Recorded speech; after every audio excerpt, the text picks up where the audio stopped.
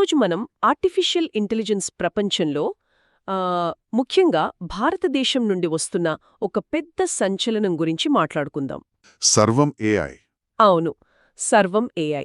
Google, open AI లాంటి global దిగ్గజాలకు మన దేశం నుండి వస్తున్న సమాధానం ఇదే అంటున్నారు. చాలామంది అలానే చూస్తున్నారు. మన దగ్గరున్న సోర్స్ మెటీరియల్ ప్రకారం అసలు సర్వం ఏఐ అంటే ఏంటి, ఎందుకు దీనికింత ప్రాధాన్యత, దీని గురించి కొంచెం లోతుగా చర్చిద్దాం. తప్పకుండా.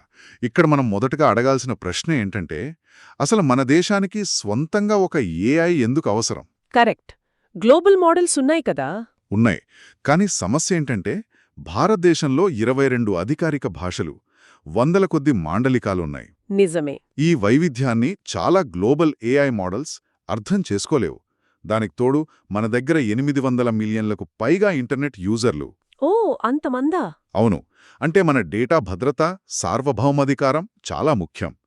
ఈ సవాళ్లకు సర్వం ఏఐ ఒక పరిష్కారంలా కనిపిస్తోంది. నిజమే. కొన్నిసార్లు గూగుల్ ట్రాన్స్లేట్ వాడితే ఎంత వింతగా ఉంటుందో మనకు తెలుసు కదా. అవును, సరిగ్గా అదే పాయింట్. అందుకే వీళ్ళు పాశ్చాత్య టూల్స్ను కయ్యం కాపీ కొట్టకుండా గ్రౌండప్ విధానాన్ని ఎంచుకున్నారు. పేరులోనే ఉంది సర్వం. సంస్కృతంలో అన్నీ అని. అంటే భారతీయ భాషలు, సంస్కృతిని దృష్టిలో పెట్టుకుని స్వంతంగా లార్జ్ లాంగ్వేజ్ మోడల్స్ అంటే ఎల్ఎల్ఎంస్ను నిర్మిస్తున్నారు. కరెక్ట్.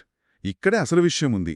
వాళ్ళు కేవలం టెక్స్ట్పై మాత్రమే దృష్టి పెట్టట్లేదు. ఎందుకంటే అవును, మన దగ్గర టైప్ చేయడం కన్నా మాట్లాడటమే ఎక్కువ కదా. ఎగ్జాక్ట్లీ. అందుకే వాయిస్ ఏఐ మీద చాలా ఎక్కువ ఫోకస్ చేస్తున్నారు.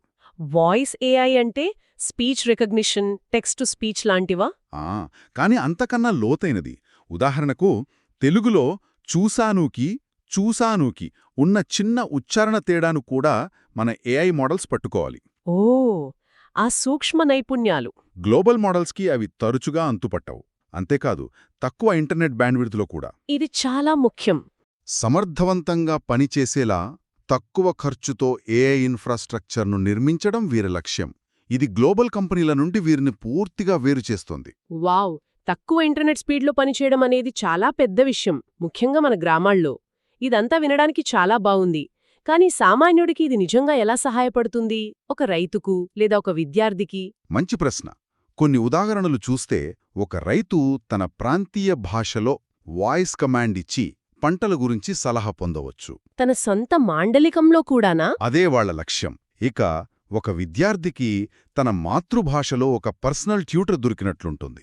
వైద్య సలహాలు కూడా అందుబాటులోకొస్తాయి. అవును. అంటే మనమిక్కడ కేవలం ఒక టెక్నాలజీ గురించి మాట్లాడట్లేదు. భాష అనేది ఎన్నో ఏళ్లుగా విద్యకు, అవకాశాలకు ఒక అడ్డంకిగా ఉంది. నిజమే. దాన్ని బద్దలు కొట్టే ఒక సాధనం గురించి మాట్లాడుతున్నాం. ఇది కేవలం అనువాదం కాదు, ఇది సాధికారత. వింటుంటే చాలా ఆశాజనకంగా ఉంది. కానీ ఈ ప్రయాణం అంత సులభం కాదేమో. సవాళ్లు కూడా గట్టిగానే ఉంటాయి కదా. ఖచ్చితంగా. పూలపాంపు కాదు. ముఖ్యమైనది కంప్యూటింగ్ పవర్. ఒక శక్తివంతమైన ఏఐ మోడల్ను ట్రైన్ చేయడానికి లక్షల డాలర్లు ఖర్చవుతుంది. గూగుల్, ఓపెన్ ఏఐ లాంటి సంస్థలు ఈ విషయంలో చాలా ముందున్నాయి. వాళ్లతో పోటీ పడాలంటే కేవలం మంచి ఐడియా ఉంటే సరిపోదు. భారీగా వనరులు కూడా కావాలి. నాణ్యమైన భారతీయ భాషా డేటాను సేకరించడం కూడా మరో పెద్ద సవాలు. అది నిజమే. నాకింకొక సందేహం. గూగుల్, మైక్రోసాఫ్ట్ లాంటి సంస్థలు కూడా ఇప్పుడు భారతీయ భాషలపై చాలా పెట్టుబడి పెడుతున్నారు కదా. మరి కేవలం భాషపై దృష్టి పెడితే సర్వం ఏఐ వాళ్లను ఎలా దాటగలదు? ఇది చాలా కీలకమైన పాయింట్. గ్లోబల్ కంపెనీలు పెట్టుబడి పెడుతున్నా వారి ప్రాధాన్యత ఎప్పుడూ గ్లోబల్ మార్కెటే. కానీ సర్వం ఏఐ పుట్టిందే భారతదేశం కోసం. అంతే. భారతీయ భాషల్లోని మాండలికాలు, సాంస్కృతిక సూక్ష్మ నైపుణ్యాలపై వీరికి ఉన్నంత లోతైన అవగాహన వాళ్లకుండదు. దానికి తోరు ఇక్కడి మార్కెట్, టాలెంట్. అవును. ఇవి వారికున్న అతిపెద్ద బలాలు.